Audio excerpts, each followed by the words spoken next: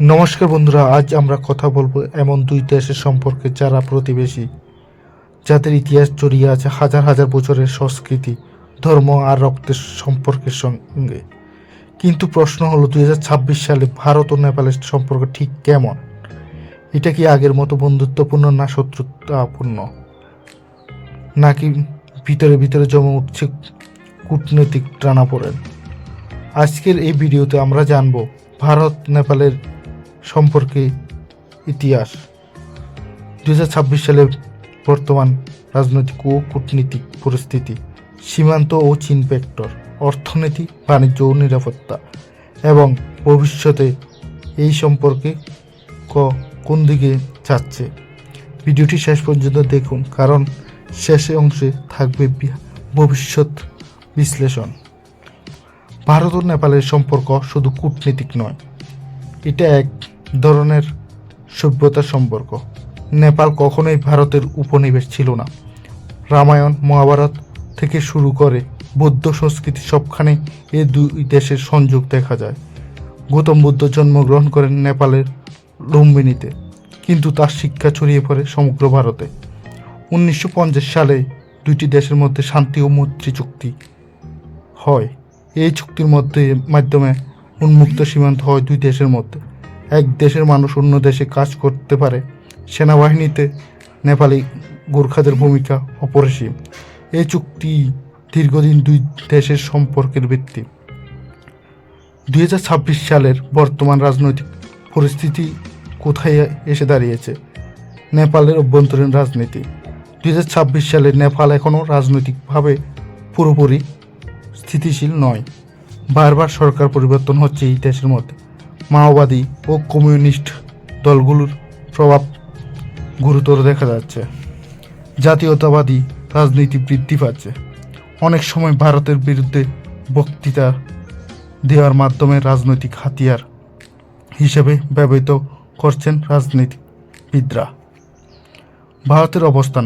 ভারতের দৃষ্টিভঙ্গি হলো নেপাল একটি গুরুত্বপূর্ণ প্রতিবেশী দেশ।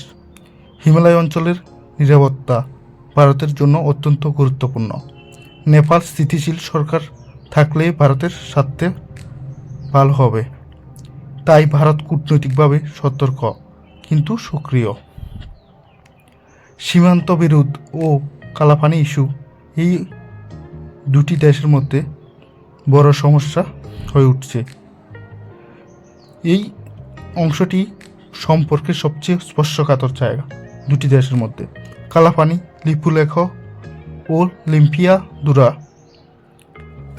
এই জায়গাগুলো নেপাল দাবি করে এগুলো তাদের ভূখণ্ড। ভারত ঐতিহাসিক মানচিত্র ও প্রশাসনিক নিয়ন্ত্রণে দেখিয়ে নিজের দাবি করে রাখে। 2020 সালের পর থেকেই এই ইস্যু ঠান্ডা হলেও পুরোপুরি মিটে যায়নি। 2026 সালে সরাসরি সংঘর্ষ নেই দুইটি দেশের মধ্যে, কিন্তু বিশ্বাসের ঘাটতি এখনও আছে দুটি দেশের মধ্যে। দুই দেশেই বুঝছে এই ইস্যু নিয়ে উত্তেজনা বাড়লে কোনো কারো লাভ হবে না। এছাড়া রয়েছে এই দুই দেশের মধ্যে চীন ফ্যাক্টর ও ভূ রাজনীতি। ভারত নেপাল সম্পর্ক বোঝার জন্য চীনকে উপেক্ষা করা যায় না। নেপালে বড় বড় অবকাঠামো প্রকল্প গড়ছে চীন। রাস্তাঘাট, বিদ্যুৎ বিনিয়োগে সহায়তা করছে চীন। নেপাল চায় ভারত ও চীনের মধ্যে ভারসাম্য রেখে চলতে, কিন্তু ভারতের আশঙ্কা নেপাল যদি চীনের দিকে অতিরিক্ত ঝুঁকে পড়ে তাহলে হিমালয় অঞ্চলের নিরাপত্তা ঝুঁকিতে পড়তে পারে।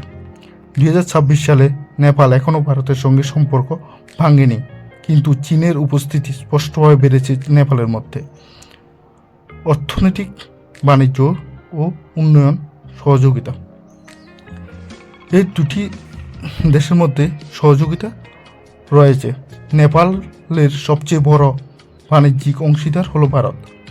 নেপালের 60 থেকে 70% আমদানি ভারত থেকে হয়ে থাকে। এছাড়া জলবিদ্যুৎ প্রকল্পে ভারতের বড় ভূমিকা রয়েছে। বিদ্যুৎ রপ্তানি করে নেপাল অর্থনৈতিক লাভ পাচ্ছে প্রতি বৎসর। এছাড়া রেল যোগাযোগ, সড়ক যোগাযোগ, সীমান্ত বাণিজ্য কেন্দ্র নেপালের উন্নতি করছে। 2026 সালে অর্থনৈতিক ক্ষেত্রে সম্পর্ক তুলনামূলকভাবে ইতিবাচক। নিরাপত্তা ও সামরিক সম্পর্ক। ভারতীয় সেনাবাহিনীতে নেপালিরাই গোর্খারা এখনও গুরুত্বপূর্ণ ভূমিকা পালন করছে। যৌথ সামরিক মহড়া চলছে দুটি দেশের মধ্যে। সীমান্ত সন্ত্রাস ও চোরাচালান ঠেকাতে সহযোগিতা করছে দুই দেশের আর্মিরা। নেপাল এখনও ভারত নিরাপত্তা উদ্বেগকে পুরোপুরি অস্বীকার করেনি, এটাই বড় বিষয়।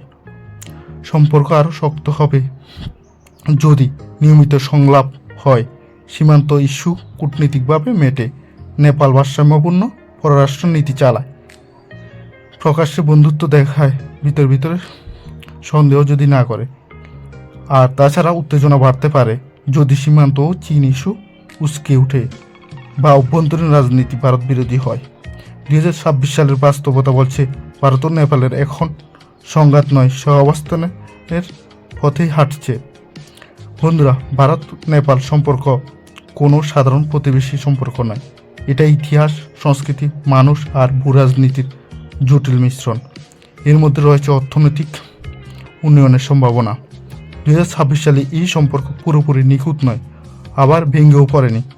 সবচেয়ে বড় কথা, দুই দেশই জানে আলাদা হয়েই নয়, একসঙ্গে থাকলে ভবিষ্যৎ নিরাপদ অপদ। বন্ধুরা, ভিডিওটি ভালো লাগলে